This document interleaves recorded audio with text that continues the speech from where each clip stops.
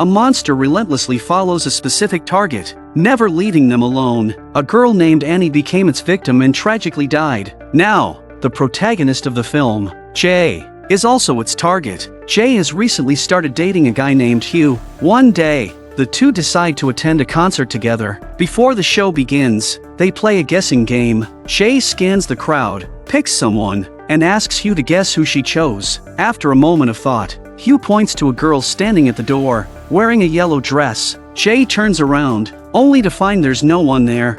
Right there. And it's here. Right there. Hugh, looking terrified, pulls Jay away from the venue in a hurry. The date is ruined. 2 days later, Jay has another date. Hugh first takes her to the beach to stargaze, but then leads her to an abandoned building. After fiddling with the car's trunk for a while, Hugh suddenly walks up behind Jay with something in his hands, thinking he's planning something strange. Jay is shocked when he pulls out a cloth and presses it over her mouth. The cloth is soaked with tranquilizer, and Jay quickly falls unconscious. When she wakes up, she finds herself tied to a chair. Hugh immediately starts talking, but his words are unclear. I'm not gonna hurt you. Don't worry. You're not gonna believe me. And I need you to remember what I'm saying. Somebody gave it to me, and I passed it to you. Back in the car. Whatever helps it get close to you. It can look like anyone. And he's walking around with a flashlight, as if looking for something. Suddenly, Hugh shouts, "I see it!" He quickly pushes Jay toward a window. Below them, a naked woman is walking toward the building. Once they confirm she is getting closer, Hugh explains how to escape the monster. You can get rid of it, okay? Just sleep with someone as soon as you can. Just pass it along. If it kills you, it'll come after me. Do you understand? The creature soon approaches them. Luckily, Hugh doesn't leave her alone. All his strange behavior was just to prove to Jay that the monster really exists. As they try to escape, Hugh warns Jay not to go anywhere with only one exit. Although the monster moves slowly, it's not dumb. If it catches you, you're as good as dead. After throwing Jay in front of her house, Hugh quickly drives away. Fortunately, Jay's friends are playing cards outside and quickly call the police when they find her. Jay describes her harrowing experience to the police. However, she neither knows the naked woman nor has ever been to Hugh's house. The next day, the police visit the scene to collect evidence. To their shock, they discover that Jay's so-called Hugh was using a fake name, and he's long gone, leaving Jay alone to suffer both physically and mentally. At this point, Jay still doesn't believe everything Hugh told her. A few days later, while in class, Jay absent-mindedly looks out the window and sees an elderly woman in a white dress slowly walking toward her. A sense of dread floods over Jay,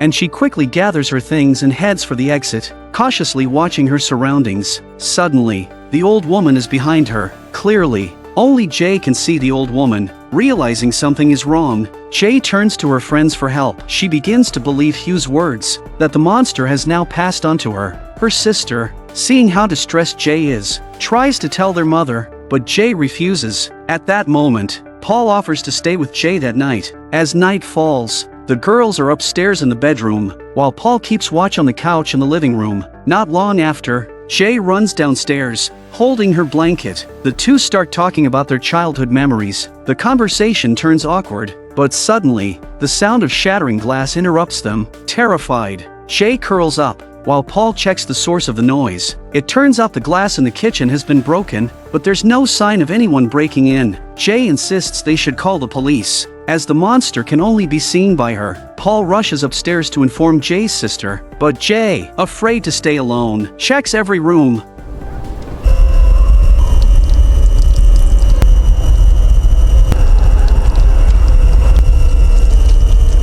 In a panic, she runs upstairs, locks herself in her room, and not long after, there's a knock at the door. Her friends and sister are calling her to open up. After confirming that no one else is outside, Jay lets them in, but just as her friend enters, the knocking starts again. Jay senses something is wrong and warns them not to open the door. Her friend picks up a broom as a weapon.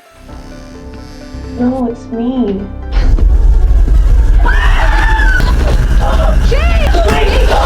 Terrified, Jay jumps from the second floor and rides her bike, fleeing to a nearby park. The park is eerily quiet, and Jay stays alert. watching for any movement. Not long after, her sister and two friends catch up. Her sister is concerned for Jay's mental state, but Jay insists they not tell their mother. Meanwhile, the neighbor who saw Jay jump from the window arrives to check on what happened. After hearing the details, he offers to help. Jay tells him she doesn't want to go home and wants to find Hugh to get some answers. The neighbor drives them around the city, aimlessly searching, until they arrive at Hugh's supposed address. The house is run down, with its windows and doors boarded up. There are signs that Hugh once lived there, like unfinished psychiatric medication and a filthy mattress. Paul flips through a magazine and finds a photo of Hugh with another girl. They identify the girl's school uniform and trace it to a nearby high school. Jay and the neighbor visit the school and eventually learn Hugh's real address. They don't call the police but go directly to find him. Like I told you, all you can do is pass it along to someone else. What the fuck are you talking about? Look, she could do the same thing I did. I mean, it should be easy for her. She's a girl. Any guy would be with you. Just sleep with someone else and tell him to do the same thing. Maybe he'll never come back. This isn't real. I swear to you, this is just some fucked up game. When they reach Hugh's house, he sticks to his story and says he still sees the monster. He's terrified, especially that Jay might die, and the curse will come back to him. He repeatedly urges Jay to pass the curse to someone else, but it's not easy for Jay. She asks Hugh where he contracted it, and he confesses it was from a one-night stand at a bar. Seeing Jay's somber expression, Hugh advises her that if she ever sees someone walking directly toward her, she should run as fast as possible. That might give her more time to think about whether to pass on the curse. With no clear answers, they decide to stay at a quiet beach house for a few days. On the way there, Jay's sister asks if Jay plans to pass the curse on. Jay doesn't know. Meanwhile, Paul, who secretly has feelings for Jay, seems unusually concerned. That night, Paul takes the night watch, and luckily, nothing happens. The next morning, neighbor Greg grabs a gun from the storage room, hoping to teach Jay how to shoot. He asks Jay what her plans are, but she remains silent. They pass the time at the beach, and Jay, facing the sea, remains unaware of the danger approaching. Behind her, the monster inches closer, but since no one else can see it, no one can warn her. Suddenly, Jay's hair is yanked up, and everyone is stunned. Paul reacts quickly, grabbing a chair and swinging it at the monster, but it throws him several meters away. Jay and her friends rush to a shed by the shore, where they grab a gun and shoot at the monster. To everyone else, it looks like Jay is shooting at thin air, and Greg dives to the ground. Scared, but the monster isn't fazed. It gets up quickly. Jay locks herself inside the shed.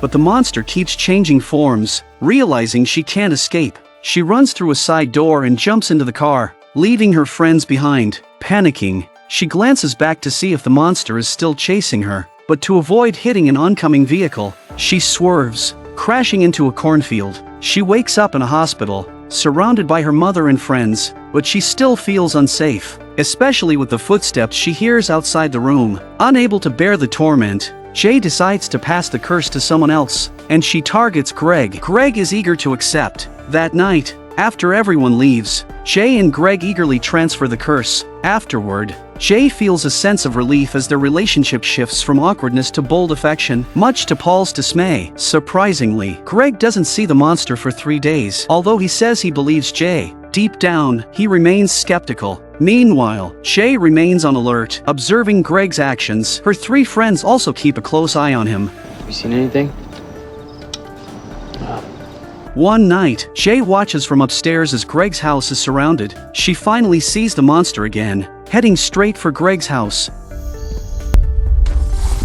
Unable to reach him by phone, Jay rushes to save her friend. When she reaches the 2nd floor, she hears the monster knocking on Greg's door. She screams at him not to open it, but he ignores her. The monster barges in,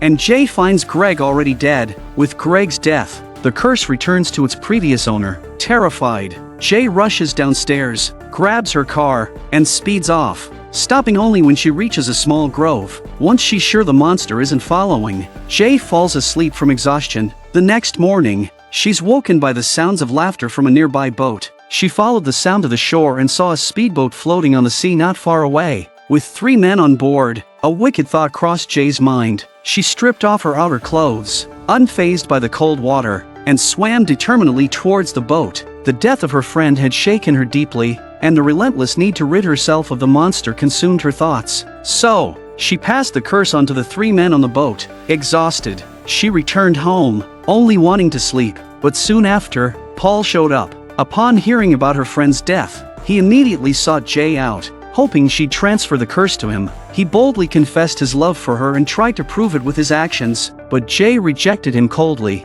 Now, they were left with only one option: kill the monster. The next day, as they were driving away, Jay saw the monster standing on the roof, staring directly at her. This meant the 3 men on the boat were already gone. Jay was once again in danger, and the only choice was to fight for their lives. As they spoke, they arrived at a swimming pool. Unable to predict how soon the monster would catch up with them, they quickly placed electrical equipment around the pool and connected the power, preparing to electrocute the monster. Jay just needed to wait quietly in the water for the monster to arrive. After a while, the monster finally appeared, but since only Jay could see it, the others could only confirm its position based on her direction. Before they could fully locate it, the monster picked up an electrical device and hurled it at Jay in the water. Fortunately, the current wasn't strong, and Jay wasn't injured, but the monster quickly grabbed a larger device and threw it at her. Seeing the danger, Paul rushed to grab a gun, but at that moment, Jay was struck by the object thrown by the monster.